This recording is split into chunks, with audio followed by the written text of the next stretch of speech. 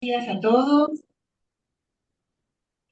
Buenos días a todos los que están escuchándonos y viéndonos desde la pantalla y a todos los presentes acá. Y le queríamos dar la bienvenida a Ismael Soto, que es un candidato que está en el Instituto de Preformación, de Preinstituto. Así que bienvenido, es peruano y que le damos las gracias por estar acá también. Bueno, hoy vamos a escucharlo al doctor Miguel Hoffman con un interesante trabajo que espero que para que discutamos, y creo que es frente al impacto del nombre, ¿no? Con la figura además provocativa que pone en el flyer. Claro, claro, porque no hay madre. Así que lo voy a presentar a Miguel. Miguel es médico psicoanalista, miembro titular. Este, escribió un trabajo premiado, el primer premio Gleger de 1974, de la psicosomática al psicoanálisis. Es graduado en APA en 1977, en 1978 pasa a Bdeva con Lieberman, desde el 81 al 83, permanece en Chicago con el grupo de Kohut y tiene una formación en investigación en desarrollo infantil temprano. Después está en el grupo CIAD, un lugar de estudio, investigación y clínica. Es el grupo creado por vos. Es el CIAD. El CIAD. Sí.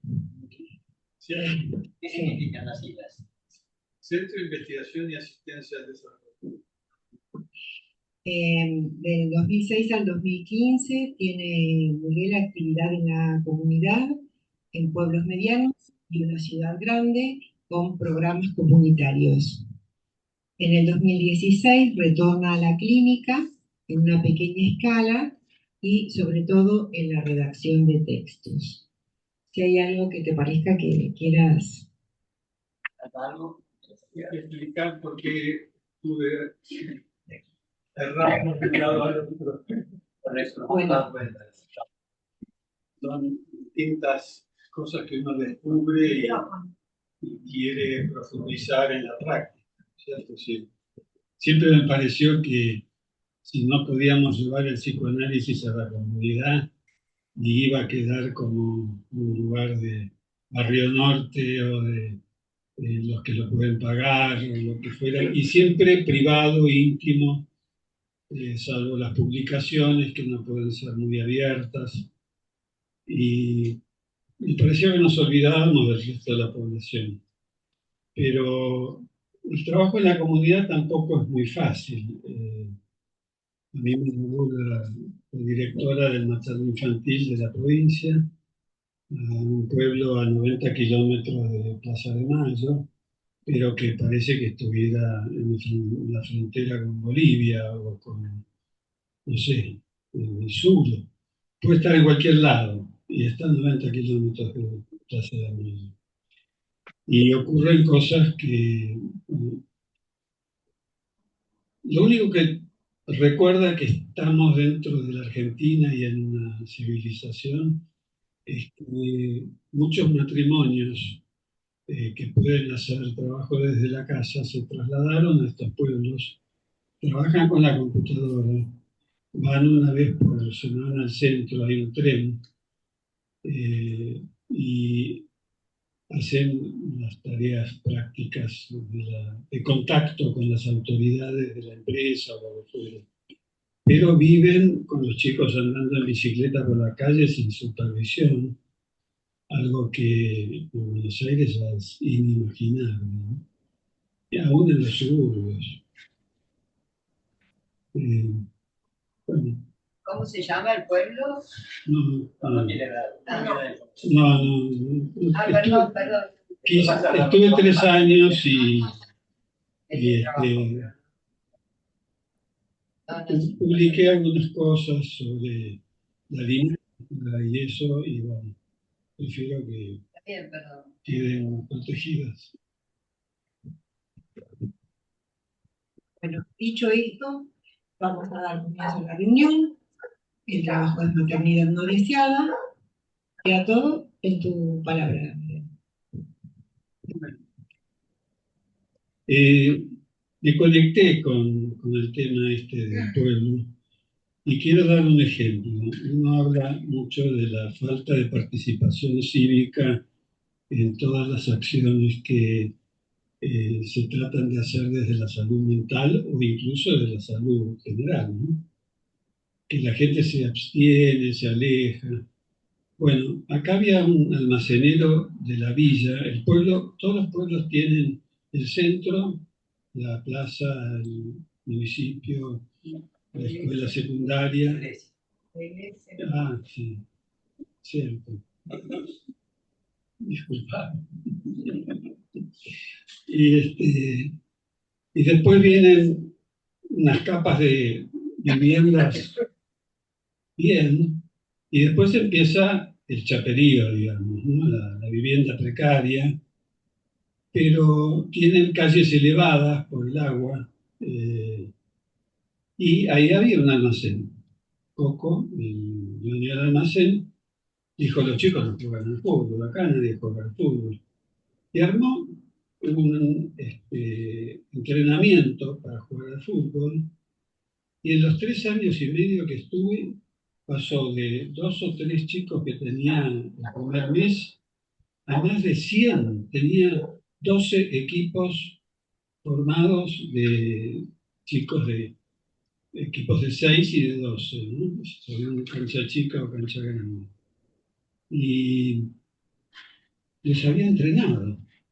Y lo hacía en la plaza principal, que era no la donde están todas las autoridades, sino donde se celebran los partidos de fútbol del pueblo. Y después se mudó por invitación de un agropecuario que compraba y vendía ganado, le dio 1 hectárea con iluminación, focos.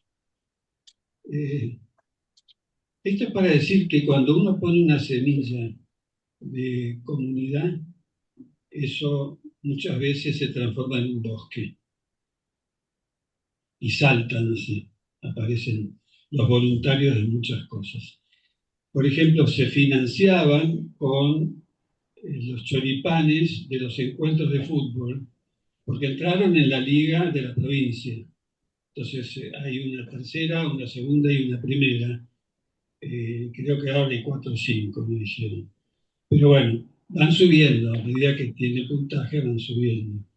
Entonces ahí se juntan y juegan los partidos, vienen los padres del otro equipo, los padres del propio, y se comen un choripán, y bueno, con eso van bancando renovación de pelotas, renovación de zapatillas.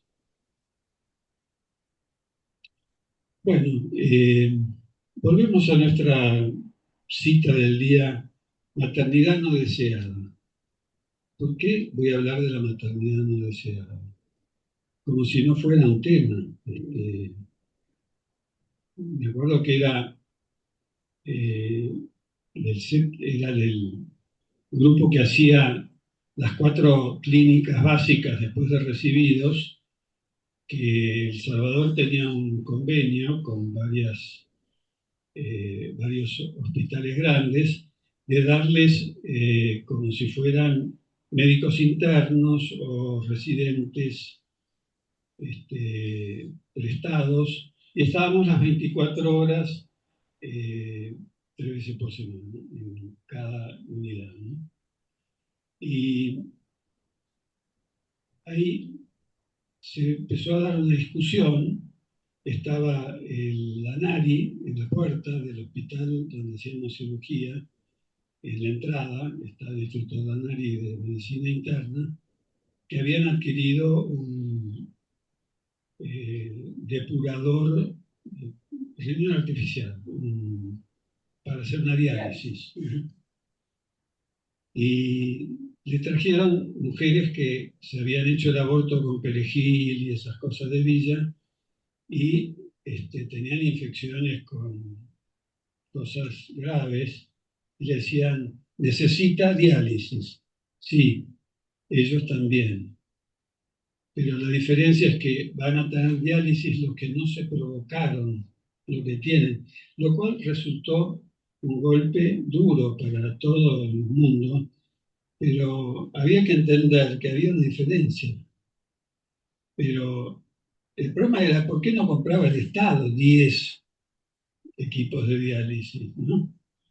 En vez de generar una pelea entre los justos y los tramposos, se los dejó librados a esa pelea de barrio y el chiquitaje y no se compraron los equipos de diálisis. Maternidad no deseada. Empiezo con una cita que tomé de un libro que es de una psicóloga antropóloga, Sarah Laffer Hardy. Escribió 700 y pico de páginas. Dice, vengo de la élite tejana, de petróleo, ¿no? Y se casó con un médico que también era tejano. Eh, el libro está dedicado a John, la decisión más sabia que esta hembra tomó. Y habla mucho del proceso de generación de acciones dentro de la mujer, ¿no? Pero aclara, nunca me vi forzada a tomar ese compromiso realmente muy grande de tener que elegir entre lo que eran mis aspiraciones o vocaciones y las compensaciones que ofrecen el matrimonio, el embarazo, dar a luz y la gran satisfacción de comprobar que mis hijos han llegado a ser personas remarcables en su propio derecho. Debo este lujo a la disponibilidad sin precedentes de elección reproductiva, particularmente en el campo del control de natalidad. Cuando me recibí finalmente en el 66, entré en Rivadavia para hacer un consultorio de planificación familiar, que es esto. Al poco tiempo fue el gobierno el que me invitó a cerrar ese consultorio porque el deseo del general Perón era poblar la Argentina, ¿no? Entonces, frenar eso era como ir contra un ideal de quien era el líder eh, ideológico.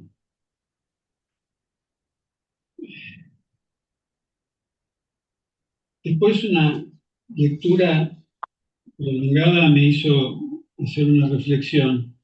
Fui llegando lentamente a la conclusión que el mayor dolor del desarrollo humano recayó sobre la infancia y en muchos casos en los hombros de esas madres que buscaban hacerle lugar en la comunidad. ¿Qué significa hacerle lugar en la comunidad? Los hijos que nacen no tienen asegurado el futuro porque no siempre hay empleo, no siempre hay la capacitación necesaria para lograr un empleo.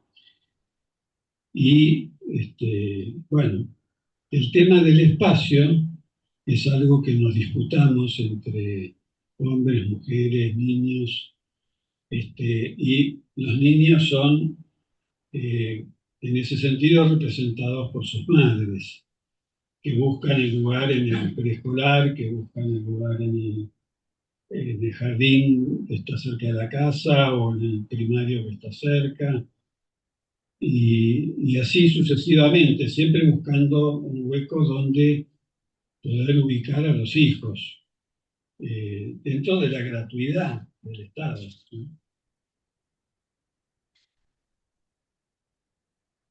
Los embarazos no deseados eh, solían terminar en el río Tíber y el Papa un día se cansó y dijo, hagan un hospital. No, el Papa dijo, ¿qué es eso que flota ahí? Son niños, cantidad. Este, no, pero hagan un hospital de los inocentes. Se construyó en Florencia, Toscana. Yo estuve, llegué 4 menos 25, porque es la biblioteca central de UNICEF. Y querían abrir la biblioteca central de UNICEF. Dice, señor, es tarde. No, son las 4 menos 25, cierran a las 4. No, pero ya estamos ordenando para irnos. Bueno, no pude, no la conocí. En la historia de la infancia hay varios autores que merecen ser leídos. De Maus es uno. Eh, yo tenía uno que me gustaba mucho, eh, Aries. Y Badinter, que habla sobre el derecho de la mujer. Este, y en la ficción, en Dickens, encontrarán varias novelas que son sobre los niños de la calle y bueno, y quienes los cuidan y quienes los abusan. Y bueno, toda esa historia lúgubre del siglo XIX en Inglaterra, todavía con luz de gas. A partir del siglo XIX, fines del siglo XIX, comenzó el aborto clandestino en serie. Se hacía con distintas herramientas muy inadecuadas, pero eso era porque en el hospital se negaban a hacérselo. Y no, la pelea, pañuelo celeste, pañuelo verde, y hubo algún avance, pero lo que se consiguió es las herramientas, el lugar físico, pero no la bendición de ese acto, porque en sí el acto es antinatural. Es decir, destruir una vida en ciernes eh, en un país que necesita ser poblado eh, es triste. Se hace con o sin autorización jurídica, judicial, y eso fue al menos un avance en cuanto a la patología de la madre, ¿no? No se la enfermaba la madre. Eh, el escalón siguiente es el orfanato. Hogares de tránsito, que son transitorios, eh, y el orfanato. Lo que traigo hoy es una prueba, un ensayo clínico que hizo un psicólogo a cargo de los orfanatos, que se dio cuenta que si él dejaba a dos chiquitas de 12 y 14 meses con un índice de maduración del 50%, en esa comunidad y hablaba con las mujeres que estaban, porque él, el orfanato se iba a las 28 residencias de mujeres débiles mentales, que estaban alojadas en las barracas que habían quedado de la Guerra Civil Americana en 1870. Y bueno, en cada casa cabían unas 30, 35 mujeres con una matrona, que era empleada, y personal auxiliar. Las dejó a las dos chiquitas, formó un grupo, dijo, miren, ¿qué les parece? ¿Quieren probar de criar estas chiquitas ustedes? Y había unas adolescentes que, como toda adolescente, empieza a soñar con la maternidad. Y decía, sí, yo quisiera. Bueno, cada bebita encontró una mamá suplente Y las demás, 28 o 27 que estaban ahí, eran las tías adoradoras o alguna nana, abuela, como se la llame. Y dijo, vamos a ver qué pasa. Y se olvidó, se fue, chao. Pero tenía que volver cada 6 meses, no le daba para más, era uno para unas 30 instituciones, entre orfanatos y asilos de mujeres en retardo. Y cuando terminó la ronda, dijo, y la chica sí se fue al pabellón y dijo, ¿dónde están? No las podía reconocer, les tomó las medidas y daban la edad cronológica en los test de maduración. Habían pasado del 50 al 100 en 6 o 7 meses. Las chicas que criaban a estas dos chiquitas eran especialmente maternales, pero se volvieron así por testimonio de las tías que contaron. Las vimos transformarse, se empezaron a poner, a veces se enojaban. Y bueno, hace falta un poquito de enojo, a veces. Termina la sopa. Eh,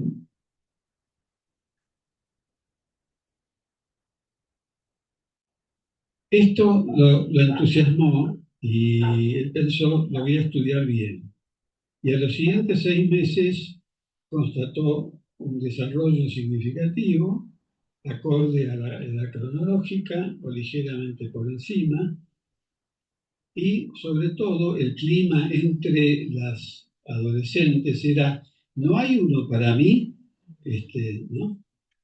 Y notó que participaba el personal civil de la institución, por ejemplo, las chicas que limpiaban, las enfermeras, e incluso el personal administrativo venía con autos, los cargaba en el auto, decía, vamos a comprar papel que no tenemos y lápices y creo que falta leche, bueno, vamos a traer todo eso, vamos al pueblo. Entonces conocían el afuera, les hablaban, ellas podían contestar o no según su capacidad de comprensión, y había mucho estímulo. Todo esto era una enorme cantidad de estímulo y había mucho afecto, y muy rico en afecto el entorno. También había una cierta protección, ¿no es cierto? Es decir, si había, como en todos los pabellones, alguien que peleaba, bueno, no te juntes con esa, vos evitala. Y si no le hablas a tu mamá y tu mamá le hablará a la abuela, que son esos escalafones que ocupaban dentro del pabellón. Eh,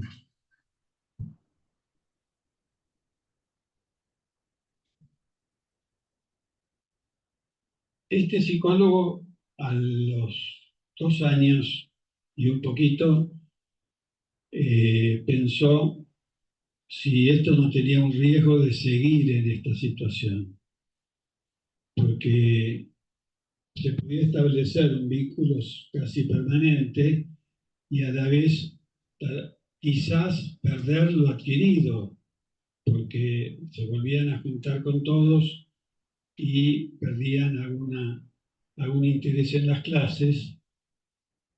Entonces dijo, bueno, las voy a llevar de nuevo al orfanato de donde las saqué, a los 42 y 44 meses de edad. A los 2 meses estaban adoptadas. Porque claro, los padres venían, pasaban revistas, le ponen 6, 8, 10 chicos, estas dos eran vivarachas y estaban estimuladas, estaban contentas, esta chava se fueron, y ya, funciona. Y ahí dijo, lo voy a hacer en forma sistemática. Eh, no pudo porque hubiera necesitado ayudantes. Pero dije, pero puedo hacer otra cosa. Puedo tomar este grupo y hacer un grupo control o contraste.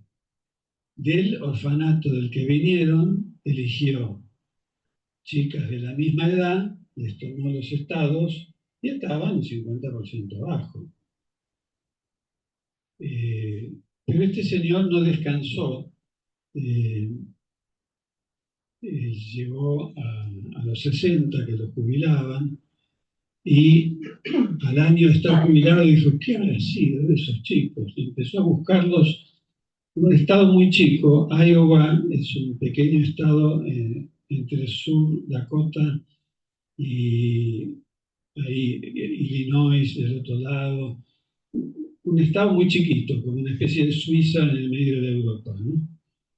Y, y dio con todos, con asistentes sociales que le ayudaron, era un tipo conocido, y de ahí sale la tabla que vamos a poder comentar cuando el coordinador le parezca bien, para ver si este experimento hecho en seres humanos por un joven de 29 años, psicólogo encargado de los institutos nacionales, estatales de ese estado, de estas características. Yo no compartí pantalla, un segundito nada más. ¿Sí? Ahí se trata de depositar los datos obtenidos en esta búsqueda minuciosa que hizo con su auto. Visitaba los municipios, acá vive un tal fulana, una tal fulana. No, pero ahora está casada, se llama distinto. Bueno, está bien, pero es la que yo busco. Y ahí pudo indagar cómo les había ido en los 25 años que habían transcurrido desde la adopción hasta el presente, que él las encuentra, ¿no? ¿Cómo vamos? ¿Quieres un minuto para el cuadro? Atrás tuyo lo tenés ahí. Sí, sí, podemos ver. Acá se contemplan intereses del gobierno, como los costos que tiene toda deficiencia de maquinarias o de humanidades, ¿no?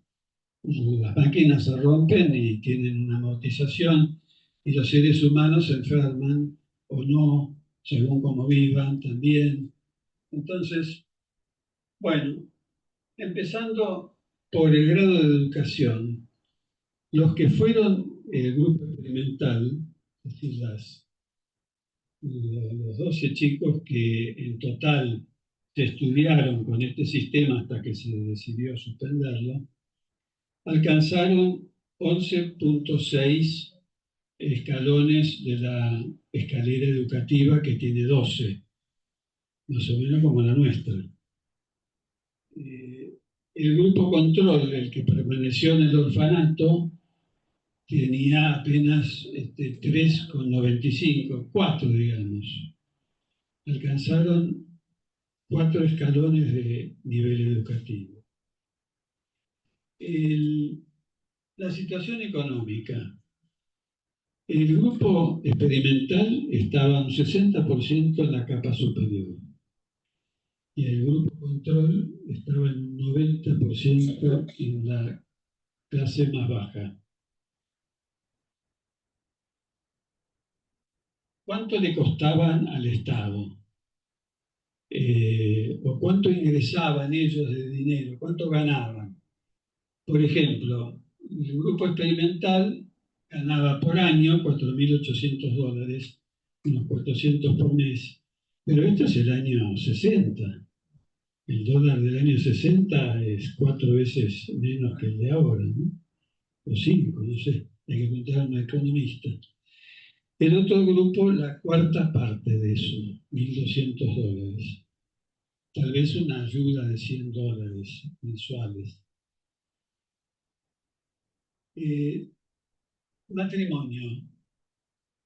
Los que pasaron por la experiencia formaron matrimonio en el 83% de los casos.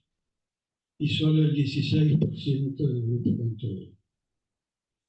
Quiere decir que la habilidad vincular, era menor en los que tenían menos estimulación y menos protección y menos estímulo, ¿no?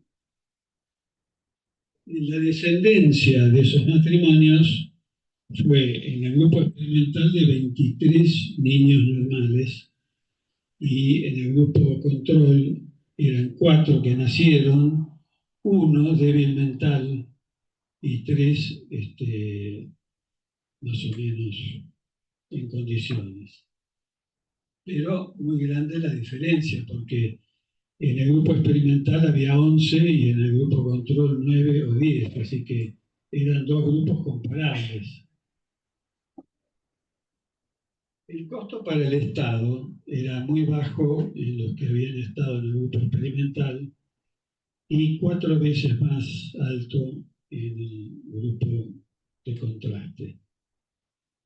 Esto indica que la intervención es posible, tiene resultados, que le vale la pena al Estado invertir esa plata porque devuelve con ciudadanos que pagan impuestos y que sirven en la comunidad y que pueden formarse como querían y desarrollar una carrera y con eso brindar bienes a la comunidad y impuestos al Estado. Bueno, me hubiera gustado poder hablar del espacio de la mujer en la modernidad y del espacio de la infancia, porque cuando uno dice los únicos privilegiados en Argentina serán los niños, y después ve los índices que arrojan el estudio de poblaciones infantiles, es espeluznante. Nada de privilegiados. Maestro, no, soy coordinadora.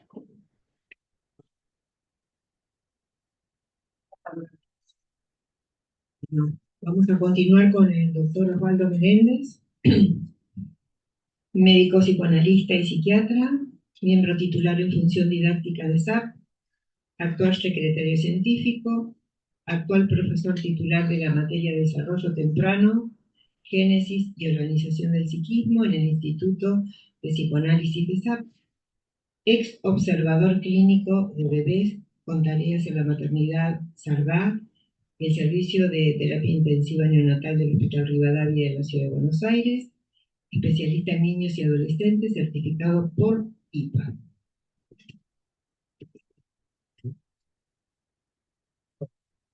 Gracias a todos. Antes que nada, quería contar que yo lo conocí a Miguel siendo profesor de desarrollo temprano en Ardeva, en Cecilia Sinai, y que teníamos invitados. Y uno de los invitados era Miguel. En ese momento él estaba estudiando fundamentalmente el concepto de iniciativa ligado a la alimentación, mamá-bebé, y traía videos que a mí me entusiasmaron muchísimo. Entonces le preguntaba, y un día me dijo, y si te interesa esto, tenés que trabajar con bebés. Y yo, como psicoanalista, ¿cómo voy a trabajar con bebés? Y bueno, él me llevó a su fundación, como que mi maestro o la persona que me abrió el mundo de la posibilidad de trabajar clínicamente con bebés fue él. Así que para mí es un honor tenerlo acá y haberlo rescatado el año pasado, porque también hubo un momento como que desapareció, yo perdí contacto, y el año pasado ya lo trajimos y pudimos disfrutarlo. Y bueno, el comentario que yo voy a leer, más que nada apunta a que él siga hablando, porque es muy grande la experiencia que él tiene y muchísimas las cosas que él me ha contado, digamos, privado, charlando, que creo que sería muy importante compartir y que los ayude también a ustedes a preguntar. Como que mi comentario tiene más que ver con cosas que yo resalto de lo que trabajo, pero también con preguntas que pueden contestarla tanto él como ustedes, porque creo que está muy abierto el tema de la comunidad y a la opinión. Tenemos que ver o no, si siendo psicoanalistas podemos hablar de bebés.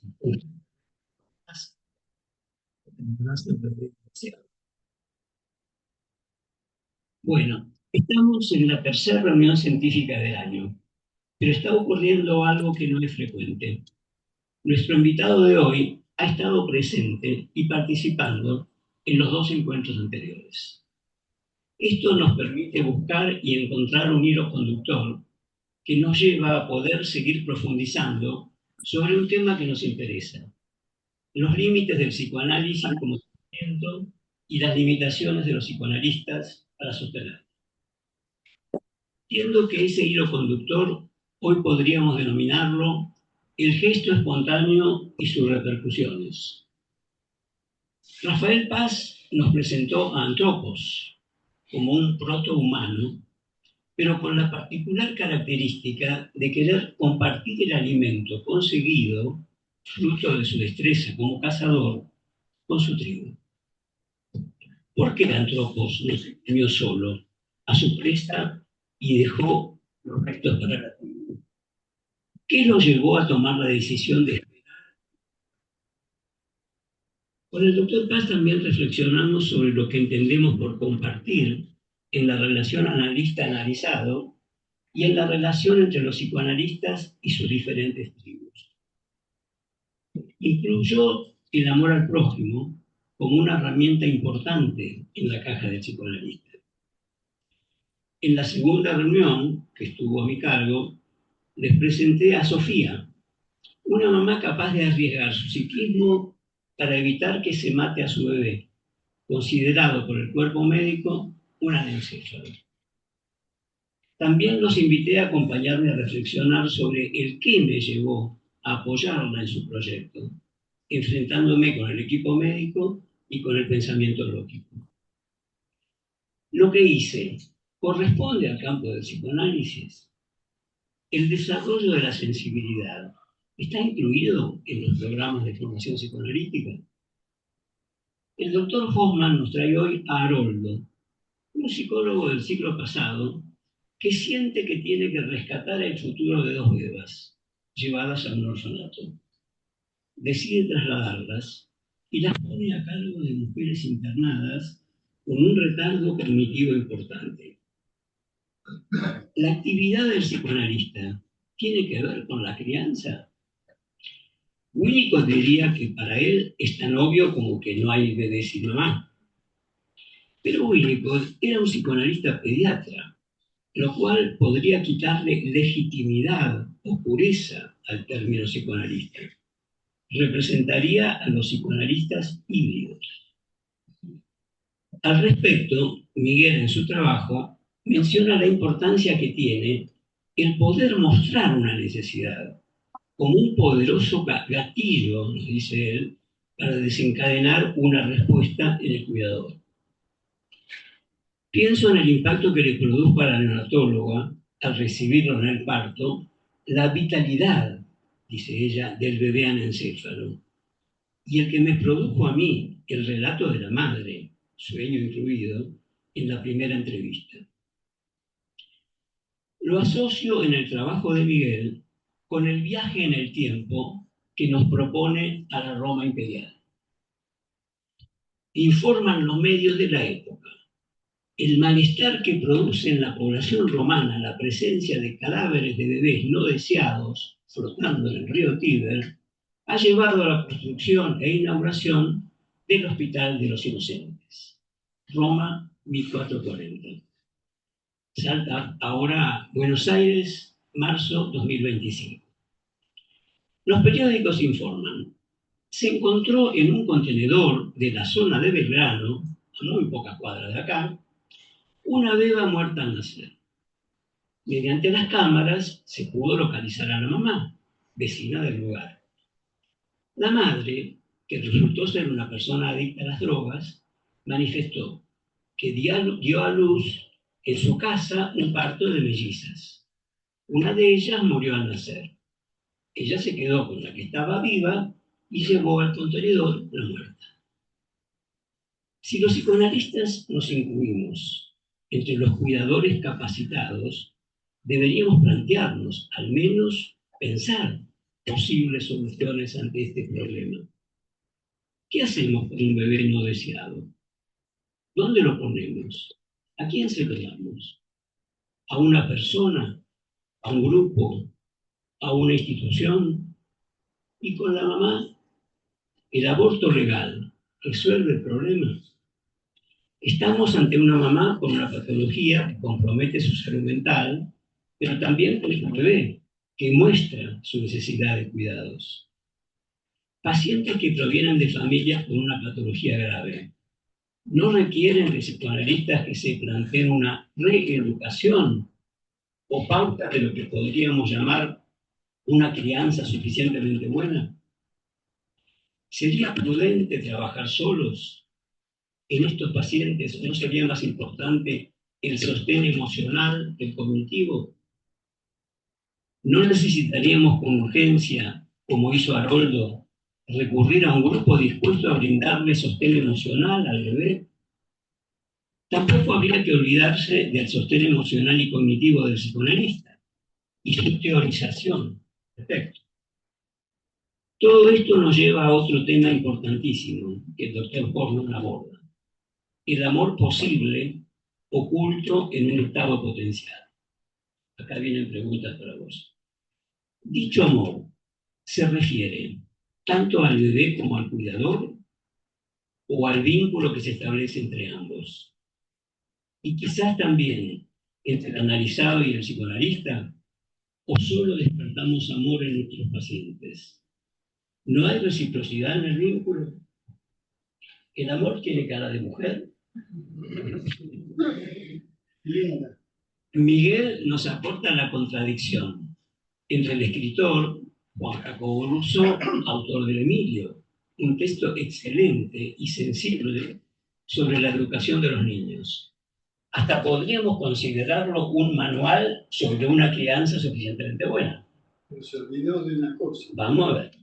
Pero nos cuenta también que Rousseau padre entrega a sus hijos a un orfanato porque considera que su mujer ni desea ni está capacitada para criarlos, y él se excluye como algo obvio. Un hombre puede criar niños. Podríamos pensar que quizás no se refiere al sexo, sino a una persona intelectual, volviendo a reiterarse la oposición entre el sostén intelectual y el emocional. Parecería que los intelectuales podríamos funcionar como brillantes ideólogos, pero estaríamos incapacitados para funcionar como gestores espontáneos. Me parece que este problema tiene que ver con la postura de Winnicott sobre el holding, cuando señala que no se puede enseñar, se transmite como experiencia vivida o no vivida, no es un proceso intelectual. Me viene también a la mente una película que vi en Netflix, ojalá que algunos de ustedes también la hayan visto últimamente, habiendo ya leído el trabajo. La película se llama Cabrini. Quizás muchos de ustedes conozcan la historia, pero la refresco para los que como yo la ignorábamos. Francisca Cabrini, 1850-1917, fue una monja que siendo muy joven fue diagnosticada como tuberculosa, cuando todavía no existían los antibióticos. Por lo tanto, fue informada que le quedaban pocos años de vida, como máximo 5. Ante esta información, ella decide que va a dedicar el tiempo que le queda a fundar orfanatos en la ciudad de Nueva York, en principio, que en esos tiempos tenía una colonia de inmigrantes italianos muy abundante, pero muy pobre, y confinada a un barrio que carecía de recursos básicos y por lo tanto la mortalidad infantil era muy alta. Ella se define a sí misma como una sobreviviente, ya que fue desahuciada en la adolescencia, que va a dedicar su vida a rescatar huérfanos en peligro de muerte. Fundó orfanatos en muchas ciudades del mundo, incluyendo nuestro país. Una característica a destacar de dichas instituciones es que siempre fueron conducidas por mujeres. Por eso lo del amor tiene cara de mujer. Una condición fundamental que en todo el mundo hizo orfanatos, pero manejados por mujeres. También me pareció interesante una analogía que hace Cabrini entre el huérfano, el neonato y el inmigrante, como un problema muy actual. y un elemento, digamos, que usa en relación a estas tres categorías es que los tres, el neonato, el huérfano y el inmigrante, desconocen la lengua del lugar. Y eso implica que no son pares, que no pueden recibir los mismos cuidados que reciben los irlandeses, por ejemplo, en Nueva York, que era la colonia importante, ¿no? Bueno, yo acá lo planteo porque es palabra que ella usa, es decir, no tienen derecho al cuidado que reciben los hijos legítimos, cuyos padres hablan la lengua del lugar. Me parece que es mucho lo que Miguel nos puede aportar sobre la incidencia del ambiente que nos recibe cuando llegamos al mundo y su repercusión en cuanto a posibilidades de desarrollo. No tengo dudas que sería de mucha utilidad para futuros profesionales interesados en trabajar en este campo que nos contara alguna de las muchas experiencias que tuvo que enfrentar cuando, como Haroldo o como Cabrini, llevó a la acción estos espontáneos. Las repercusiones que tuvieron tanto desde el campo médico, judicial y con la propia estructura de la institución psicoanalítica. Hijo ilegítimo, ¿no suena semejante a eso no es psicoanálisis? Muchas gracias. Bueno, dicho esto, no sé Miguel, si querés comenzar a comentar algo de las preguntas que te hizo Osvaldo.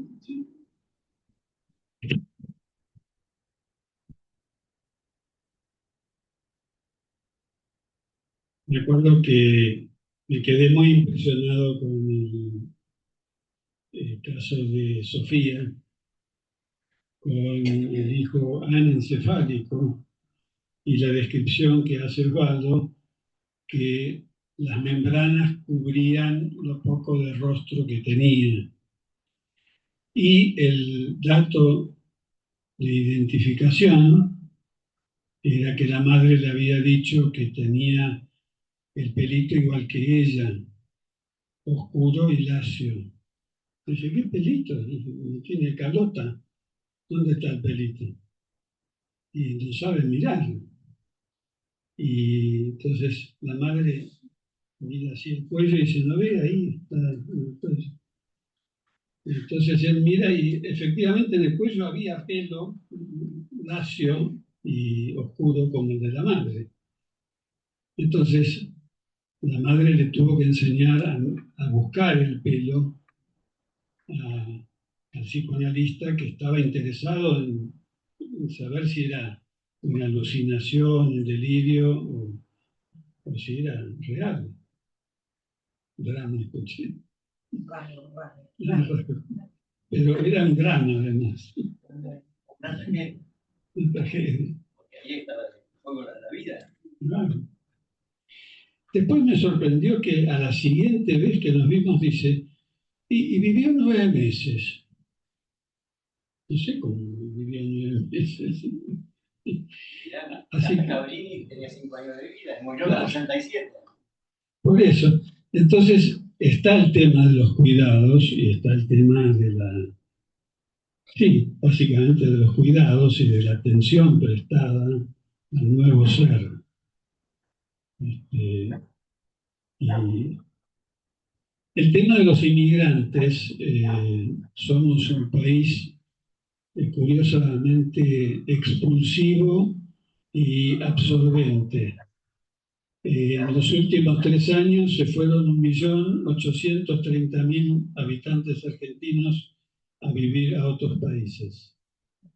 Y entraron un número desconocido de inmigrantes.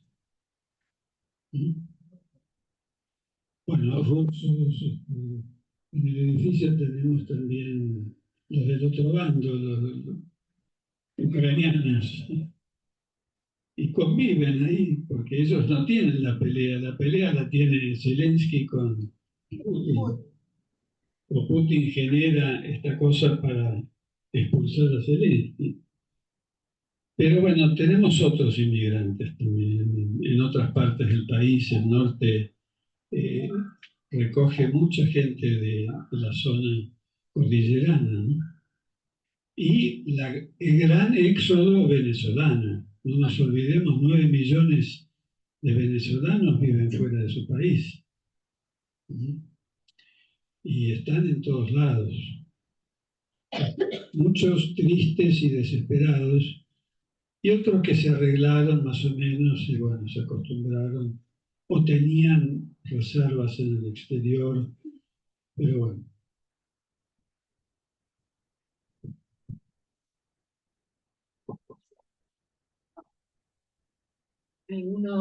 ¿Alguno que está en la pantalla o acá quiere participar? Y me quedé con esta pregunta si el amor tiene cara de mujer, ¿no? Yo trabajo en una fundación que tiene 2 hogares con niños judicializados, digamos, que son retirados de familias por negligencia, abuso, maltrato. Pero está organizado como, o la idea que esté organizado como casas de familia. Y las personas que cuidan a estos niños, que son, duermen con ellos, o sea, viven con ellos, no van por horas y cambian el turno nocturno y va otro, ¿no? Como duermen. Y hace un par de años empezaron a contratar varones que cuidaran, pero los varones no se quedan a dormir. Las que se quedan a dormir son las mujeres. Los varones son muy útiles durante todo el día, pero no se quedan a dormir. Bueno, la logística es complicada porque hay un cuarto para las mujeres, para las cuidadoras que duermen. No, ¿cómo sería si algún varón se queda a dormir? También está el tema del abuso y de la cuestión de... Las repercusiones que puede tener un cambio de gesto espontáneo de quédense. Por ahí se dan un buen encuentro. Claro, bueno, pero el riesgo, no sé cómo es, pero... Y son varones que uno podría llegar a decir son muy maternales, porque efectivamente tienen un acercamiento a los niños y a los adolescentes y que aportan una riqueza que es distinta a la que aportan las mujeres, digamos. Y si uno ve hoy a los varones padres de hoy en día, hacen cosas que los varones en nuestra época no hacían, ¿no?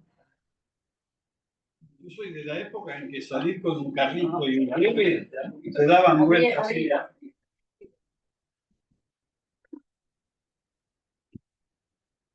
Él decía que soy de una época en que salir con un bebé en un carrito, la gente se daba vueltas. Y este tipo que anda con un carrito con un bebé, llamaba la atención. Y bueno, Carolina tiene que 56, 57, pasaron muchos años.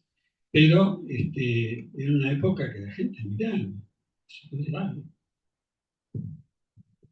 Tomando este comentario de ella, a mí me gustaría que vos hables más precisamente de lo que pudo haberle pasado a este Haroldo cuando se le ocurre hacer esto, como repercusión judicial de los medios, cómo, con retardadas, de los cuestionamientos que surgen ante estos hechos espontáneos, porque yo sé por lo que me has contado, pero ellos no, de situaciones que vos has planteado y bueno, ¿qué repercusión trae en el sentido de si alguien de los que se están formando tiene ganas de meterse en este campo, avisarles un poco los problemas que se presentan, porque eso ayuda.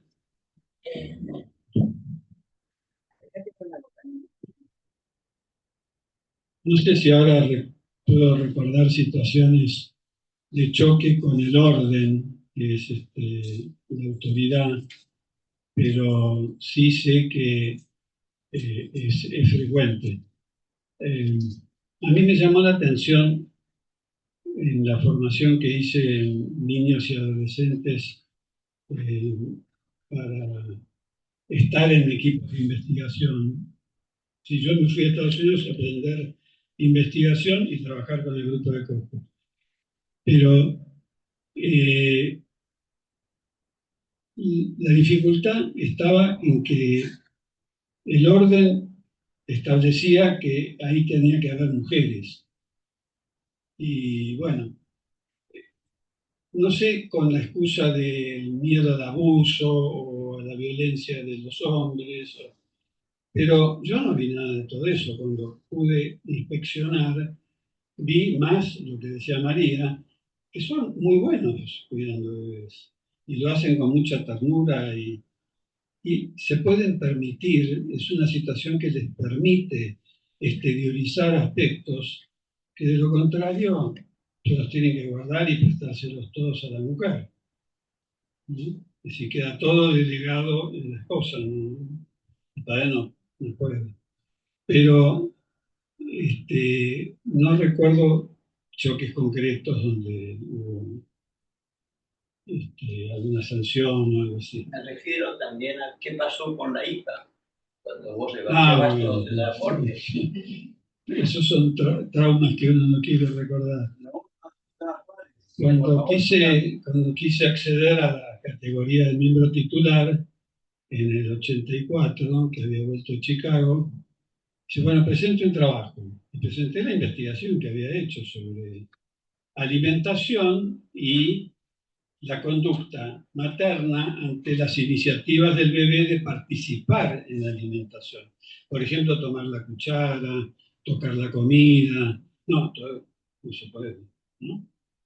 Y había madres que sí. De hecho, la investigación dio como resultado que las madres que al principio eran escasas, hacia el final del estudio eran mayoría absoluta.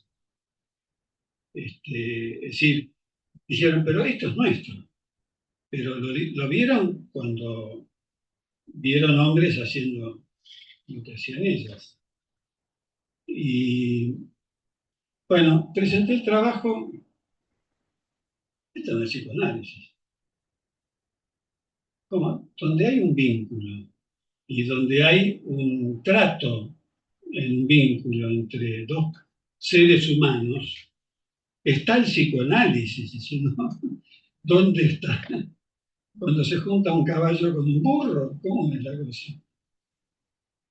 Y pedí una mesa de, primero la llamé, bueno, no importa, pero había un epistemólogo en nuestra época, en Andeva y en APA, y le dije al presidente, pero el gordo Sack, que acababa de ganar la presidencia, dijo, no, dejate pagar, mirá, yo te nombro una comisión que te va a aprobar seguro, vas a ver, si no la has hecho. Y me formó una comisión, una pseudo comisión, y dijo, qué bueno, qué bueno. Y chao, pasé. Pero pasé por zurda, no pasé por donde yo quería pasar. Que era que la autoridad y que la institución reconozca que eso varía. Cuando en el 91 el presidente de la IPA nos convocó a los que él sabía que hacíamos investigación y nos dijo a las 9 de la noche, que es noche oscura, desde las 6 de la tarde en invierno, desde las 5 de la tarde, nos pudimos reunir en el London School a hablar de investigación. Entonces nos contó él su cuita. Su cuita era que había hecho investigación. Como presidente de la IPA le había mandado un cuestionario a los didactas de Europa y estaba espantado con el resultado de las encuestas. Entonces dijo, ¿cómo no vamos a hacer investigación? ¿Cómo controlamos lo que estamos haciendo? Entonces dijo, investigación sí. Y en 2 años, el año que viene, dijo, después fueron 2, vamos a hacer acá mismo, en Londres, un encuentro de investigadores oficial, a figurar en todos lados. Fueron 2 años después, en 93. Yo presenté trabajo por Latinoamérica y iba a venir Lancel, en ese momento no pudo venir. Había venido a la primera entrevista. Sí, claro. Claro.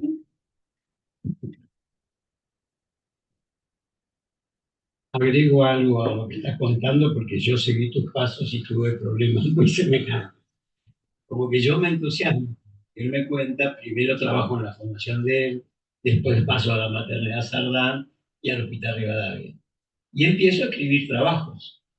Entonces, primera vez que yo presento un trabajo de bebés el simposio de Ardeva. Bueno, aclaro que en la época que yo me formé como candidato, había que supervisar con dos adultos. No existía la posibilidad ya de un niño, ni siquiera de un bebé, ¿no?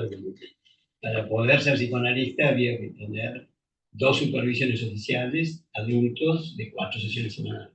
Yo había cumplido con todo eso, yo me consideraba un psicoanalista de adultos. Pero escribo estos trabajos y entonces se los presento al simposio de allá en aquella época, no sé si sigue haciéndose, se armaba un libro, los trabajos del simposio que se presentaban antes para que la gente... No estuvieron incluidos. Bueno, con gran sorpresa, cuando yo veo el libro, no está mi trabajo. Entonces lo voy a ver al coordinador del simposio y me dice, Osvaldo, te queremos proteger.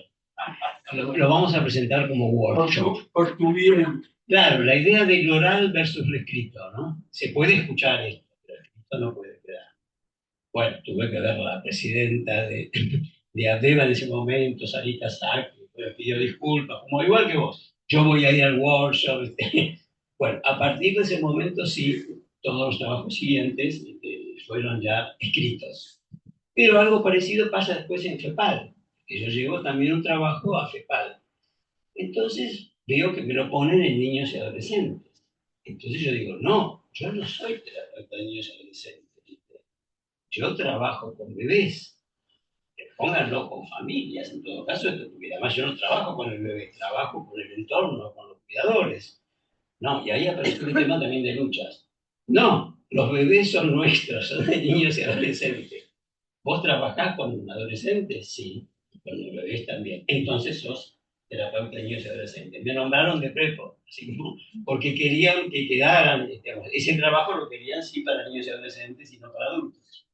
Pero sí son vicisitudes que por eso quiero que se comparta acá, porque hoy ven los carteles y dicen bebés, niños, adolescentes, pero tomándolo en serio, cuando uno lleva un trabajo se plantea un tema, esto de psicoanálisis. Es interesante lo que estás haciendo, pero hay un cuestionamiento sobre los psicoanalistas. Cuando hacemos esa actividad, dejamos, entre comillas, de ser psicoanalistas o si son cosas distintas. Pero es evidente que genera mucho malestar y mucho choque esto de sentir que es interesante, pero no hay una validación científica o una validación que tenga que ver con que se están abriendo los límites del psicoanálisis y sí estamos teniendo acceso a una población distinta. Porque también lo que yo intento acá de homologar es la familia, ¿no? de un chico que nace en estas condiciones. Suponete que pues llega a los 15, 20 años. ¿Se puede desconocer el entorno o no hace falta una terapia que incluya evidentemente a un grupo familiar que no existe o que es tan patológico que es necesario la idea de crianza? Por eso se plantea como teoría? Digamos, el psicoanálisis tiene que ver con la crianza. Me gustaría que vos cuentes esto, que pensás y también qué piensan los que nos están escuchando. Porque Meltzer, por ejemplo, sí dice esto. Meltzer dice que para él el psicoanálisis tiene muchísimo que ver con la crianza. Pero eso es una opinión, una teorización. Me gustaría que vos cuentes cómo fuiste armando esta teoría o qué pensás ahora. A mí me tocó iniciarme en investigación en un equipo que estaba trabajando sobre el efecto y los niveles de cortisol en la madre y en el cordón umbilical en el momento del parto. Esa era la población. Pero después seguían, porque habían tenido un pedido de Mary Ainsworth, el jefe de equipo de investigación al que yo me adherí, Peter Barlow, un ruso-alemán emigrado, era mitad alemán, mitad ruso. Emigrado, fantástico, un tipo extraordinario, que fuimos amigos hasta el final. Y ahí también hubo una prolongación del estudio donde Mary Ainsworth le dijo, che, fíjense si hay signos tempranos de sensibilidad y cooperación de parte de la madre, ¿no? Porque sería importante saber si el apego empieza antes de lo que pensábamos, ¿no? Así que los estudios se se van modificando de acuerdo a los intereses de gente que los interesa a los investigadores. ¿Qué le pasó a Esther y el apego con la hija? También sería un reto. ¿Qué le pasó? Vamos. Daniel Stern, para mí la persona más brillante que conocí. El más sólido y el que más quiero es Winnicott, pero el más brillante fue Stern. Y la discusión Stern-Ende que hubo en Toronto, en el Congreso de Toronto, una cosa de haberla grabado y estaríamos vendiendo, viviríamos de eso. No quedó registro. Sí. Permitieron la-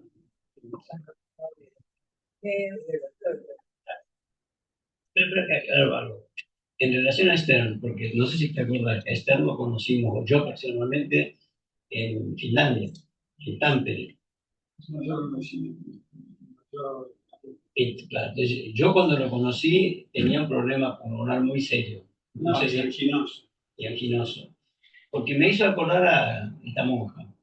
La idea como que hasta qué punto también la motivación para trabajar en estas cosas no tiene que ver con una personalidad o una historia, donde la enfermedad psicosomática está aparecida, porque también se puede pensar que en mi caso, tanto en el encéfalo como en esta monja, es un error diagnóstico. Es evidente que una chica tuberculosa de 16 años no llega a los 67, pero no se incluye muchas veces la idea de la patología de la teoría, tanto a nivel físico como a nivel mental. Le doy la palabra ahora a Eleonora y después de Eleonora automáticamente pasa a Daniel. Bueno, tener a Javier Hoffman entre nosotros es realmente continuar pensando la infancia.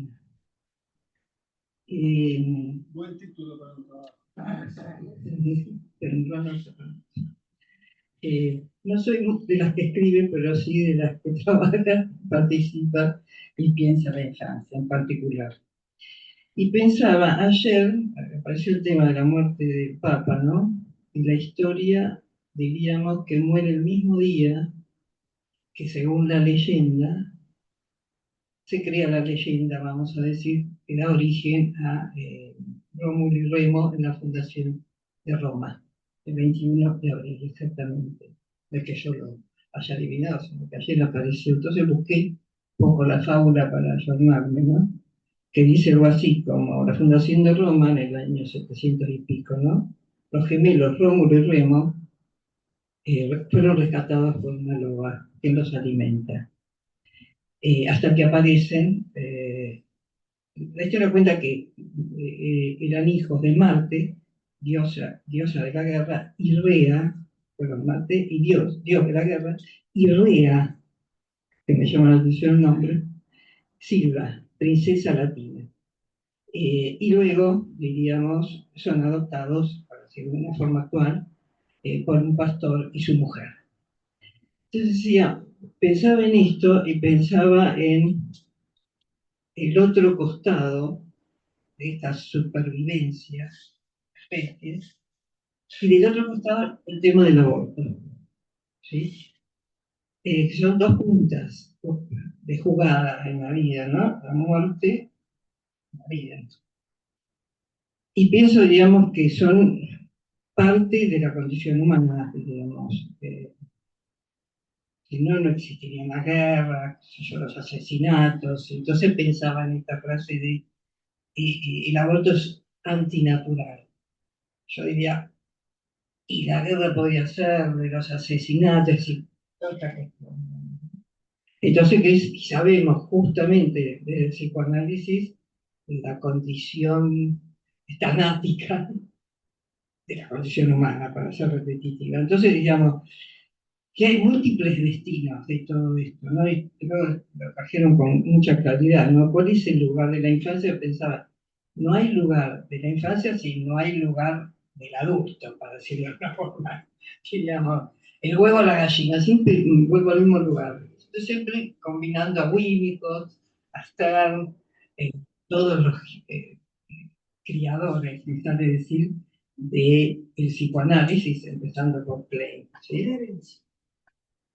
Sí, sí, estoy haciendo el recorrido del arte. Entonces, y me preguntaba, ¿cuál es el problema que estamos tratando, no? Y tratando de hacer un salto histórico, hoy se ha avanzado enormemente en psicoanálisis, en toda la historia ¿no?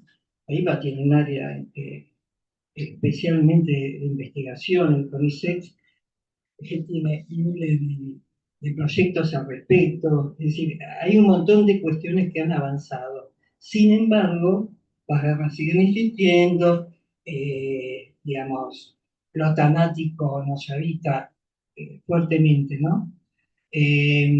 Yo soy bastante agnóstica, y ayer me conmovió la muerte del Papa realmente, por algunas de las cosas que él pudo traer, como hay lugar para todos.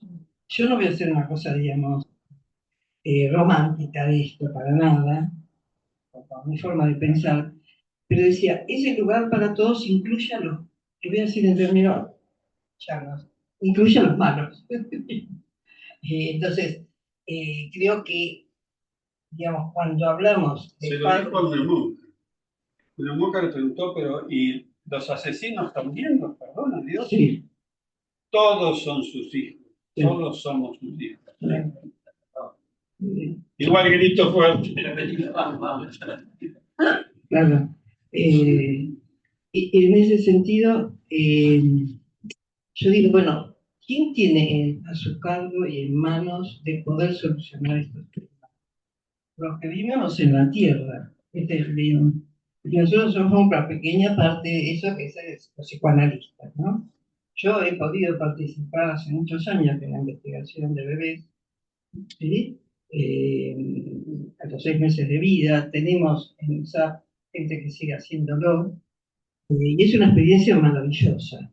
Siempre, si bien no continué por esa línea, siempre me pregunté, me pregunté la inversa, ¿cuánto tiene el psicoanálisis para aportar a la investigación? Porque sabemos que la investigación aporta, el psicoanálisis en general, toda la ciencia, ¿no? Eh, Alguna cuestión que me quedaba. El tema si hay que elegir. El tema me parece que es elegir a veces, en esto de la maternidad no deseada, que muy acertadamente es un título, y no solo un título que trae forma, sino que hay que elegir. Y a veces se elige por lo que se puede, bien o mal. Por posible. Claro, Posible. el aborto es una elección. El Papa mismo ayer pasaba todo el tiempo de recoger el pañuelo verde, y aceptó el pañuelo verde. Yo no estoy diciendo que está bien esta marcha, son cuestiones que nos exceden a veces, pero de la cual cada uno tiene su posición, ¿no? Y pienso, digamos, que todo lo que ustedes marcaron, cuál es el lugar de la infancia, entonces uno dice, bueno, es la familia en su diversidad, porque la monoparental, todo lo que se abre ahí, es el control de la natalidad, es el Estado, es el orfanato, es el aborto, digamos. Y sí, es una multiplicidad que, voy a decirlo entre comillas, por suerte existe, porque entonces podemos entrar por muchos lados. A ver cómo afrontamos el lugar de la infancia. Por último, la IPA está trabajando mucho en el tema de la inclusión, de la especialización de niños y adolescentes. Voy a hacer un entre paréntesis. APA cambió, digamos, la comisión, ellos llaman departamento, de niños y adolescentes, e incluyó departamento bebés, niños y adolescentes. Eso es tempranamente ahora, ¿sí? Porque, bueno, es un lugar importante, por supuesto, porque si no, no hay ni una redundancia. Y están viendo cómo incluir en la formación general, ¿sí?, la formación de niños, con algunos seminarios que todos los institutos lo tenemos. Yo pienso que eso es muy bueno, que todos tengamos la experiencia, porque yo la tengo porque estoy formada en esa línea, que todos tengan la experiencia de haber atravesado alguna formación con niños o alguna clínica directamente con niños.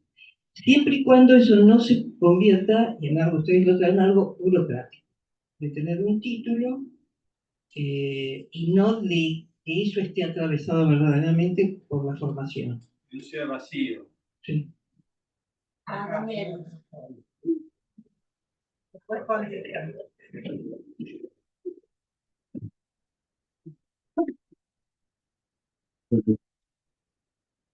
Reitero el agradecimiento a Miguel, por supuesto, por todo lo que ha comentado y todas las líneas que abre, y a la Comisión Científica, por cierto, por haber promovido esta reunión. Voy a ser muy breve, la vastedad de lo que se está tratando es imposible, no solamente de abarcar, sino casi diría hasta de enumerar, ¿no?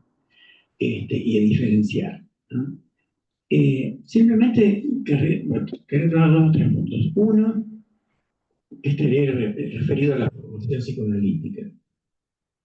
Si nosotros consideramos todo lo que estamos diciendo y consideráramos la formación de grado para un analista que abarcara todos estos aspectos que estamos mencionando, nos llevaría más o menos unos 30 años y ya quedaríamos después desactualizados.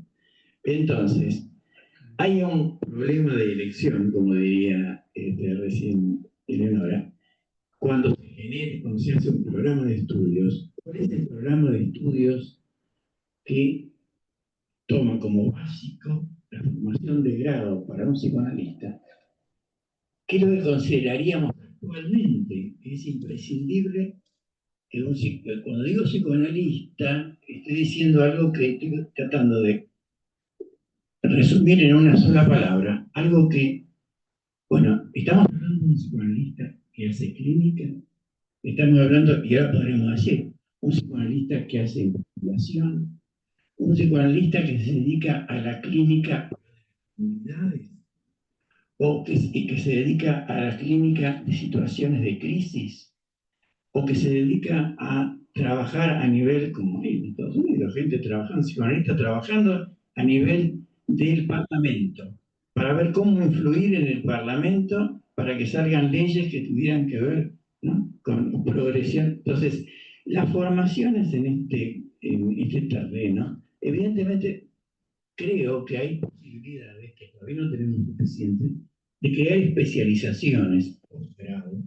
que ya no son solamente especializaciones de, bueno, niños o adolescentes o gerontes, sino comunidades vinculadas a las leyes, vinculadas a la investigación empírica, otras que tengan que ver con la investigación conceptual.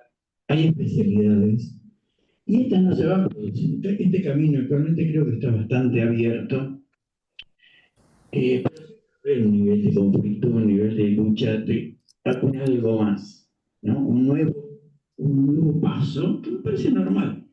Me parece normal que las instituciones tienen una cierta rémora en sus cambios y vienen las innovaciones, ¿no? Y las innovaciones tienen que pelear, y está bien. Bueno, esto sería en el terreno de la formación. Dos cositas más. Investigación. La investigación es inherente a cualquier disciplina investigadora, investigación en general. Estoy queriendo decir, hay cosas que no sabemos y tenemos que avanzar a conocer algo nuevo. Y mediante diferentes métodos podemos llegar a tener la posibilidad de conocer algo que no sabíamos. El psicoanálisis clínico es una investigación de un orden particular, y el psicoanálisis que utiliza metodología empírica o una investigación conceptual seguía avanzando. El psicoanálisis, una vez le escuché decir a Leclerc en APA, que cuando vino hace unos cuantos años, dice que él decía, cuando la gente dice que, bueno, vos haces psicoanálisis o no haces psicoanálisis, no, lo importante no es eso, lo importante es que el psicoanálisis hay que hacerlo, todavía hay que seguir haciéndolo, ¿no? Hay que seguir haciendo el psicoanálisis, no que se terminó y ya sabemos cómo es. Bueno, y el otro punto, estamos hablando acá de conocimientos y esto del hacer. Lo que trae Miguel que resulta muy interesante, muy atractivo, es que el valor de las iniciativas, ¿no? En todo terreno, pero la iniciativa de hacer algo nuevo, o sea, es algo que me parece que es tan importante porque va contra el núcleo de la desesperanza, ¿no? Y la desesperanza es el único pecado no redimible según la teología católica. La desesperanza es lo peor que nos puede pasar. Entonces siempre hay algo nuevo posible que lucha contra esa potencial desesperanza. Y esto que trae a Miguel y lo que trae también Osvaldo, este, eh, es estimulante. De todas maneras, creo que simultáneamente no hay que olvidar que estamos en un mundo de conflictos también entre las religiones. No están todas, ninguna de las religiones son compatibles en su totalidad con otros pensamientos también morales o éticos. Hay conflictos no solo interreligiosos, conflictos entre el pensamiento laico, el pensamiento de distintas procedencias. Ahora, estos conflictos, bueno, en tanto y en cuanto se puedan desarrollar en el terreno del diálogo, bienvenido. El problema es cuando se va más allá de esto y que sabemos que sigue pasando, ¿no?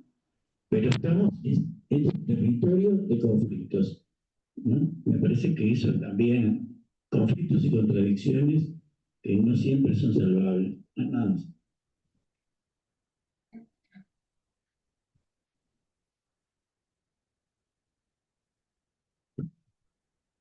Bueno, pero creo que hemos encontrado apoyo de parte del compañero que hizo estas preguntas con respuestas. Yo pensé siempre por qué la Argentina no pudo lograr lo que se logró en Brasil, que el Parlamento tiene un asesor psicoanalítico. Tienen una ley de los derechos de la infancia promulgada como consecuencia del esfuerzo de este compañero, colega que promovió en un senador el interés por esto. El senador hizo la moción y todo el mundo agarró viaje, ¿por qué no? Y tantas otras situaciones, pero los gobernantes que tenemos hoy en día, vos te lo ves al loco Milei escuchando a un psicoanalista diciéndole, usted acaba de destruir el aparato de investigación de la Argentina, usted tiene un barco sin brújula y se va a estrolar contra una roca, que creo que le va a empezar a pasar en octubre. Pero política aparte, sí, creo que tendríamos que tener más participación en la comunidad. Y a mí me gustó hacerlo, me encantó. Tenemos una colega lacaniana, ¿le preguntamos algo? Y al cubano, y al serrano, y una venezolana en el Zoom. Bueno. Nos encantaría realmente tener... Bueno, me ponen en un brete. Soy Luz Aguilar, bueno, colega, sí, yo soy miembro de la Escuela Freudiana de Buenos Aires, o sea, estoy en otra línea teórica, en otra tribu, pero creo que, bueno, yo hice con Miguel el trabajo de campo en la provincia de Buenos Aires, así que trabajo análisis en la intención.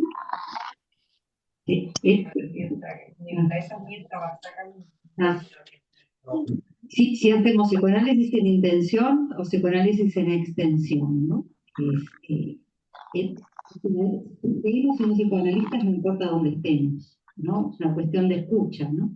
En qué posición estamos para intervenir, ya sea en la sesión o en trabajos en distintas realidades, ¿no? Como mencionaron acá, todos los campos posibles en los que puede operar el psicoanálisis. Y en todo caso, con el tema de los bebés y de la infancia y de la resistencia, que si esto era o no psicoanálisis en distintos momentos, pensaba esto desde Freud. Y Freud lo trabaja en la constitución del aparato psíquico, ¿no? Y Lacan habla de la constitución subjetiva. Y está la cuestión del deseo y del amor, ¿no? Que no, sin amor, lo que trajo la experiencia Miguel, que sin la mirada amorosa, sin este gesto que marca, el bebé no sobrevive. Eso lo trabajaron todos los psicoanalistas, ¿no?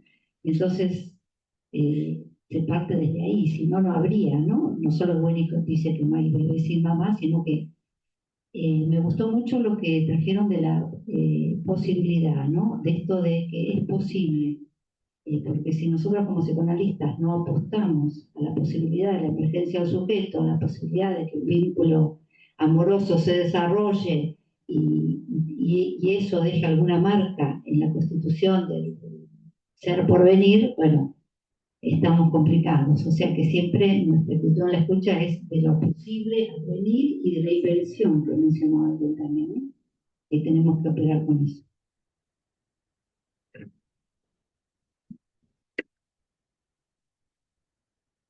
Galaxy A20. Sí. Bueno. Galaxy A20. Levantó la mano. Bueno, no sabía que figuraba así. Soy Mirta Seltzer porque se me cortó internet por la computadora, así que hablo por acá. Bueno, ante todo, para mí es un trabajo muy conmovedor, muy importante, que saca conclusiones de la investigación misma. No es un pensamiento meramente intelectual, sino que es un pensamiento arraigado en situaciones concretas. Pero no son cualquier situación, no se refiere a cualquier situación. Es importantísimo a dónde y para qué y por qué investigamos. Entonces acá hay una sensibilidad especial que Osvaldo preguntó cómo se consigue. Bueno, se consigue con el análisis, me parece a mí. Y se consigue leyendo y mirando. Y lo que estamos planteando son políticas psicoanalíticas. No me refiero a la política de los partidos políticos, que es una politiquería que no nos compete, va a cada uno el que quiera, a mí no. Pero sí son políticas psicoanalíticas que están referidas a lo social. En realidad esa es nuestra misión en la vida, hacer un poco más felices a las personas dentro de las miserias humanas y de las miserias sociales que estamos viendo. De eso se trata. Y tenemos toda una caja de herramientas teórica, práctica, que vamos renovando, que vamos remozando, para eso, solo para eso. Me parece que es muy importante este trabajo y que nos lleva a pensar ciertas cosas como las que planteó Osvaldo, a las que adhiero, que es no trabajar solos. Así que María Caride, para mi seminario de Freud 3, Freud Social, te voy a invitar para que cuentes lo que estás haciendo y cada vez, y en estas circunstancias sociales del mundo y nuestras, se vuelve más importante pensar a Freud social, pero no únicamente por la parte teórica, sino por justamente la sensibilidad, dirección, su teoría y su conocimiento, y la acción que tenía sobre eso. Bueno, eso, nada más.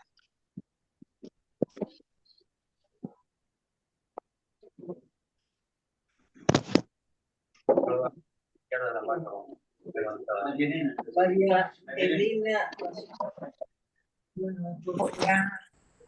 Hola, María Hola. Elena. ¿Escuchan? Bueno, Hola. Hola, desmuteate. Vale, vale. Bueno, es un trabajo muy conmovedor, como el que presentó Osvaldo también en la oportunidad pasada sobre Sofía. Y lo que hace pensar es cuánto podemos involucrarnos en el vínculo con otro para acompañarlo y ayudarlo a pensar cuánto nos puede importar un otro para modificar su realidad. Creo que eso está planteado en este trabajo y cuánto de creatividad se requiere en los vínculos, tal como está planteado allí, ¿no? Cuánto el abandono de un niño es una forma de abandonar el aspecto humano de ese ser que abandona, ¿no? Bueno, muchas gracias por permitirme estar acá y bueno, gracias Osvaldo. Gracias, María Elena. ¿Hay alguien más? No. Ojalá.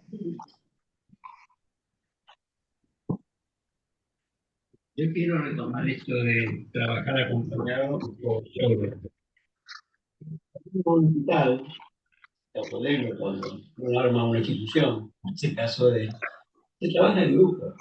Es una cosa así que me parece muy bien, que por un lado es un salto tremendo de consultorio a un hospital, porque automáticamente o uno se integra o puede trabajar. Ahora, la integración es muy beneficiosa, pero muy dificultosa, en el sentido de que en parte explicó él. Por ejemplo, uno tiene que aprender un vocabulario distinto. Si está trabajando en un hospital con médicos o con investigadores o fuera del país, o si está en Buenos Aires. Y hay discusiones que parecen absurdas, pero que son inherentes. Por ejemplo, observador de bebés. Está ligado a Sterling. Observación de bebés, Sterling. Sterling dice que el observador no puede participar. Tiene que observar, después va a su grupo de psicoanalistas, cuentan, y ahí sí se sacan reflexiones sobre lo que ocurrió. ¿Qué me dijo a mí la guía cuando voy a trabajar al hospital? Yo quiero que nos ayudes. Me parece perfecto.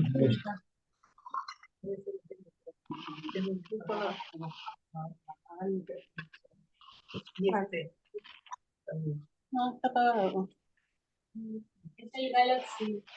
Es el Galaxy. Dice a Mirta. Mirta, no la encuentro. En Galicia, ven. Me parece que está más arriba. Hay otro Galaxy. Que no se va Ahí está. Alexia. No hay instrucción. Siempre cuando vos trabajas en grupo, hay un beneficio, pero también hay muchas cosas. ¿Sí? Había como un ratón. Bueno, se daba un malentendido entre que observar bebés para los psicoanalistas es practicar el método Sterling. Obviamente yo no estaba practicando el método Sterling porque yo, digamos, intervenía. Y además el jefe de servicio me dijo, ya, acá han venido observadores que miraban, escribían, seguían y saludaban. Hacían la suya y bueno, se pelearon, digamos, creo que conté este episodio. Termina porque una enfermera empieza a bantear y le tira agua a la psicóloga que estaba observando. La psicóloga va a ver qué le dice tanto al respecto y la enfermera dice: es una maleducada que hace meses que viene y ni saluda. Por lo cual, lo que aparece es la idea de integración, por ser el lugar, por el lugar, y a su vez lo que él me dice: no, acá a observar solamente no venís. Si venís acá y ves un problema, por favor, se lo informás al neonatólogo, y si hay un problema en la relación madre-bebé, nos ponemos a trabajar y nos ayudás. Entonces de ahí observó que yo encuentro la palabra que tengo que ser observador clínico, porque voy a investigar en Inglaterra, ¿qué pasaba con esto? Y me dice: no, los que hacen trabajo clínico se llaman observadores clínicos. Pero es el día de hoy, ¿no? Que yo hablo de observación de bebés y me hablan de Sterling como algo que sí, digamos, que quizás un hábito lleva mucho tiempo a modificar y no estamos excluidos los médicos de este tema.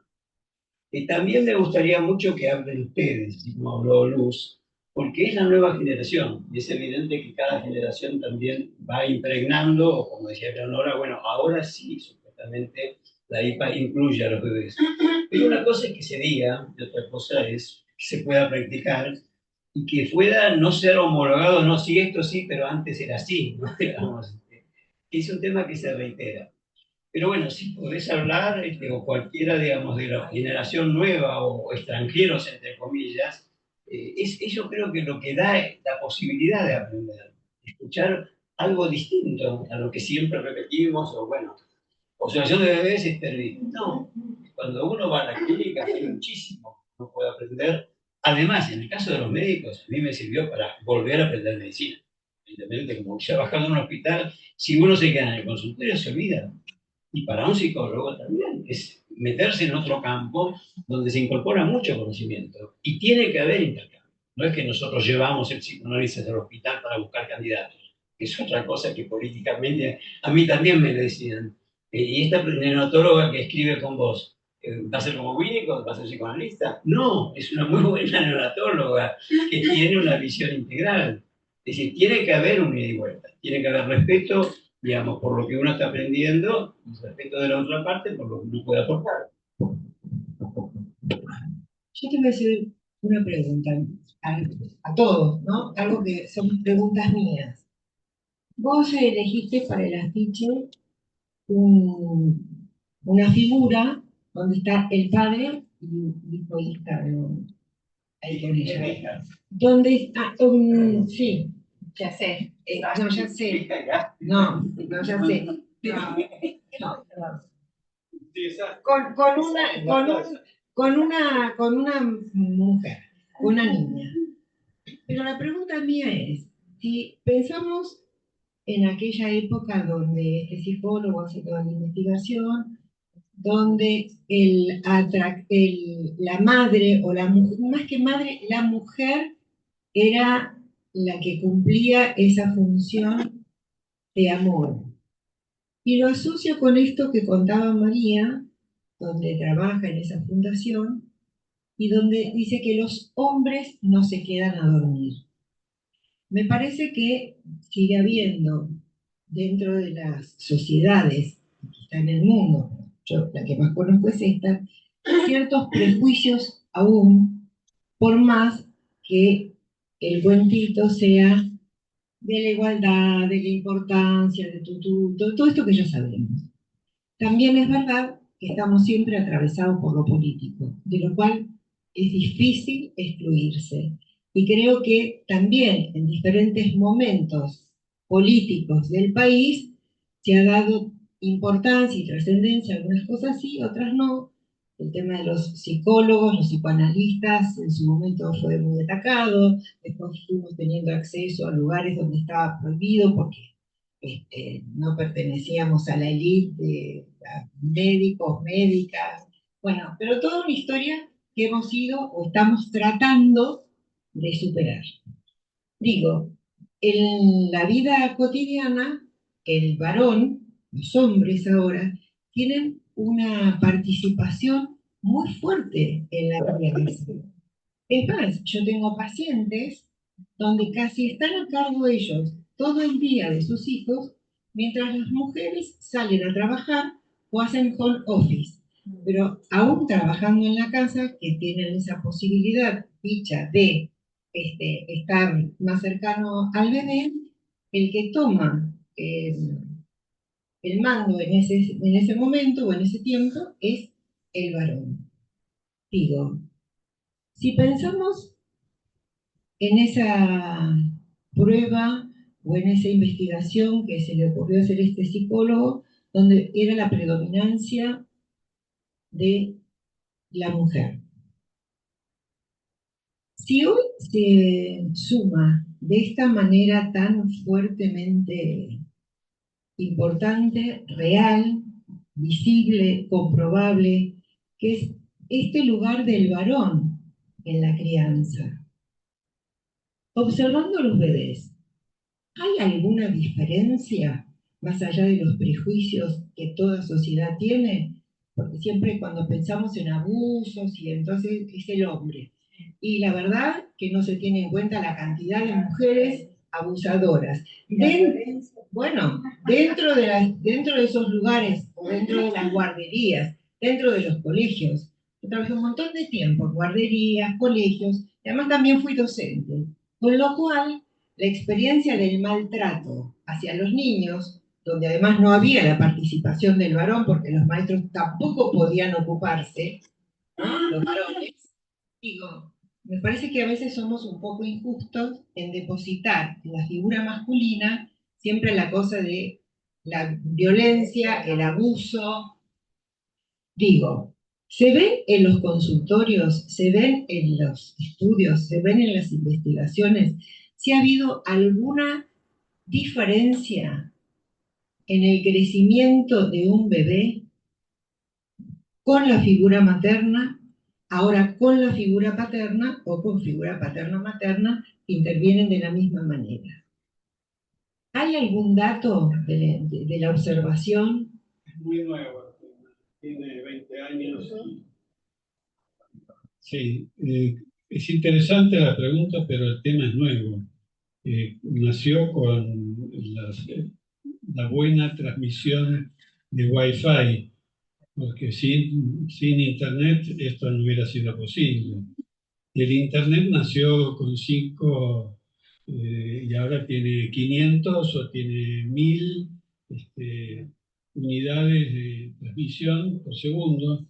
Así que yo creo que va a empezar, pero todavía no nació. Debe haber gente trabajando en esto, pero no sabemos. Quería hacer un poco de actualización. Falleció José Seriani, un muy querido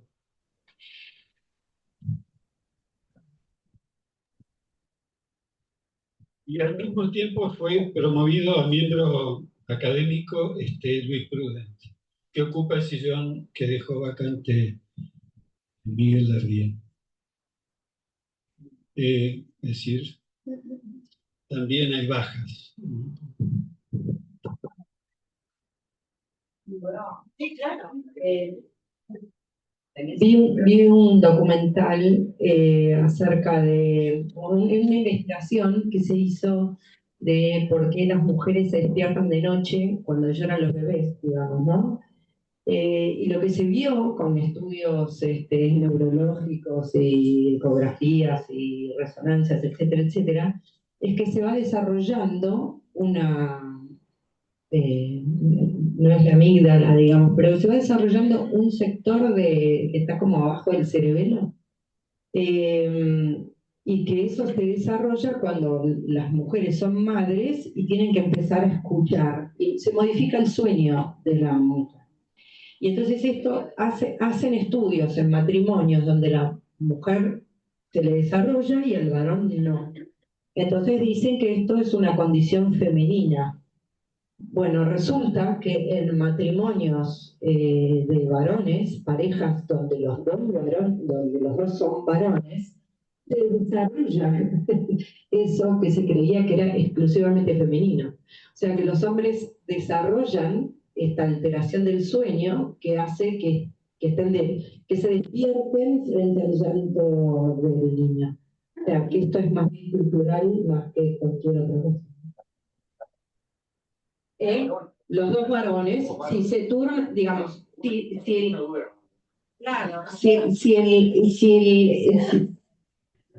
claro, no sé si se desarrollan los dos, pero si hay uno como el encargado de la noche, uno va a trabajar y el otro es encargado de la noche, el encargado de la noche, varón, se le desarrolla, así que... Y quiero agregar algo a esto que está contando, porque en el 2001, está prendido el micrófono, ¿se escucha? En el 2001 yo estaba trabajando en el Hospital Rivadavia.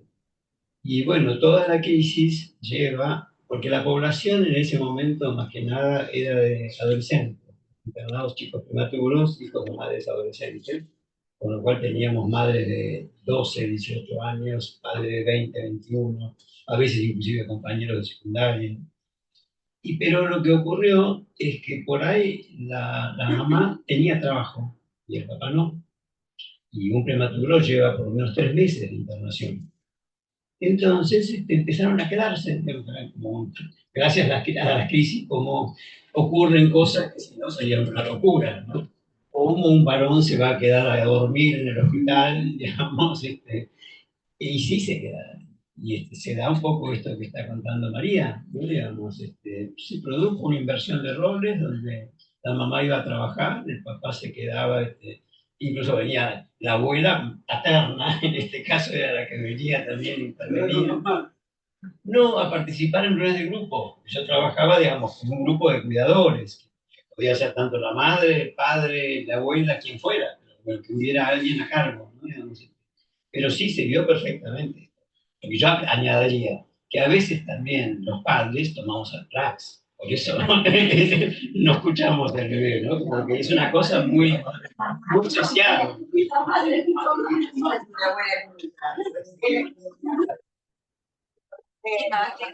Después de Leonora está nuestro invitado peruano. Y después se pasan apenas termine porque quiero pasar unos pocos minutos nada más. Yo creo que se trata acá el tema de, digamos, de los orfanatos. No voy a decir hospitales, es el equivalente para los profesionales para poder formarnos en niños, adolescentes, bebés, etc. Pero la experiencia hospitalaria para todo el área así me parece que es fundamental, porque abre un camino enorme. Yo creo que aún sin hacer investigaciones empíricas, protocoladas, etcétera, los que trabajamos con bebés, yo trabajo con bebés, niños, adolescentes, y entonces uno trabaja con todas las edades, las abuelas, los vecinos, etcétera. Tenemos sí la experiencia clínica y la oportunidad de trabajar con la díada, tanto como cuando se observan las investigaciones.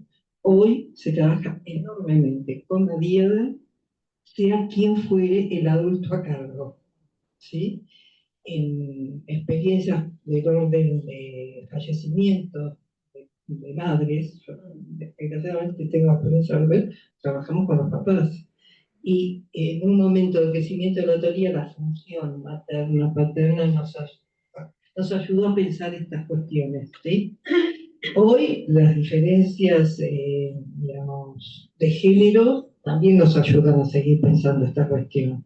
Ahora, diferencias hay, no es lo mismo, porque por suerte está la sociedad, la comunidad, y siempre que el niño circule hay una escuela, es todo un poco, hay un vecindario, hay alguien que trae la representación de aquello que falta, que no es lo mismo que el que está faltando.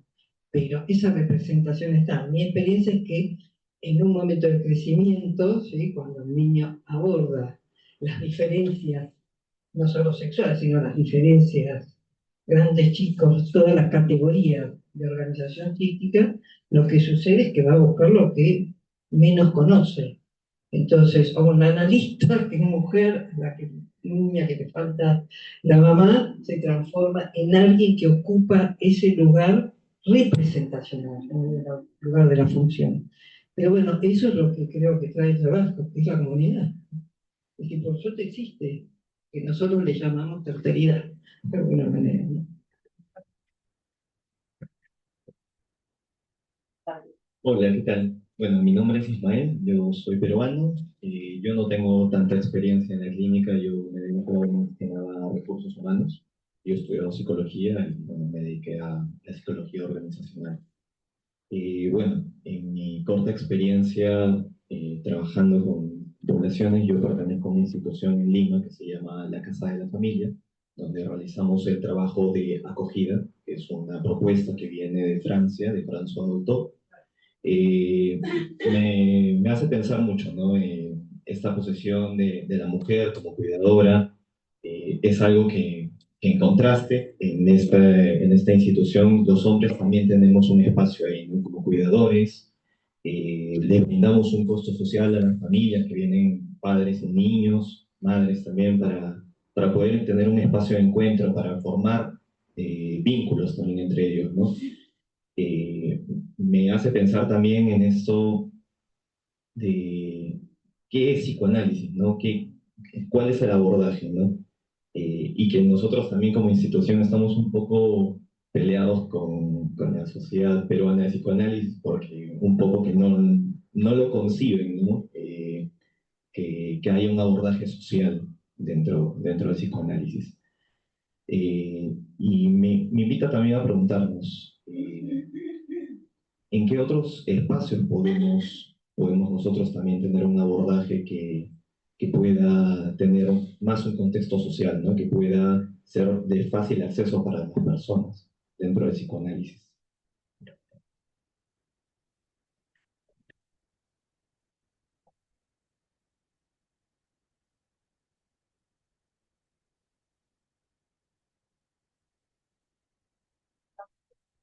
Ya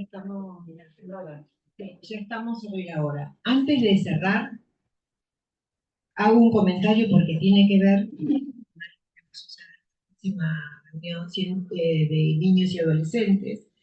El martes próximo estará la presentación del libro de Carlos Tehuel, La Constitución del Yo en Niños y Niñas Severamente Perturbados. Esto estará a cargo de la Comisión de Niños y Adolescentes de SAP. Así que están todos invitados. Lo paso ahora porque creo que estamos hablando de niños y adolescentes y de la vida misma. Ahora lo invito a Miguel y a Osvaldo que cierren el día de hoy y desde ya les agradezco la presencia. No, yo te agradezco la presencia de Luz y de todos los que vinieron y la participación. Pero acompañante terapéutico. sí, todo terreno. Yo entendí que era todo terreno. Pero bueno, yo quiero verte de nuevo. Un descansito hacemos. Repito. Para que no te asustes de que sea ratito. No, es linda la interacción y todo, pero hay etapas de la vida en donde uno recorre los malestares del cuerpo y las otras dificultades que ofrece la máquina de la cual abusamos y usamos diariamente. Pero sí, volveremos.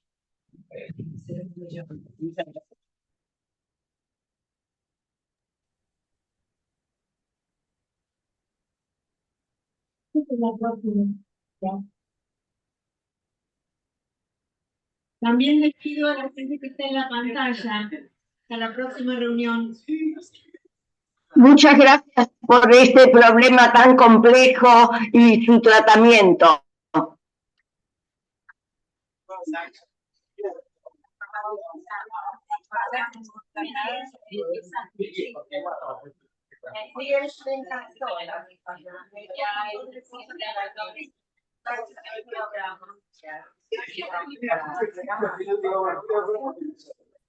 Estoy tan agradecida.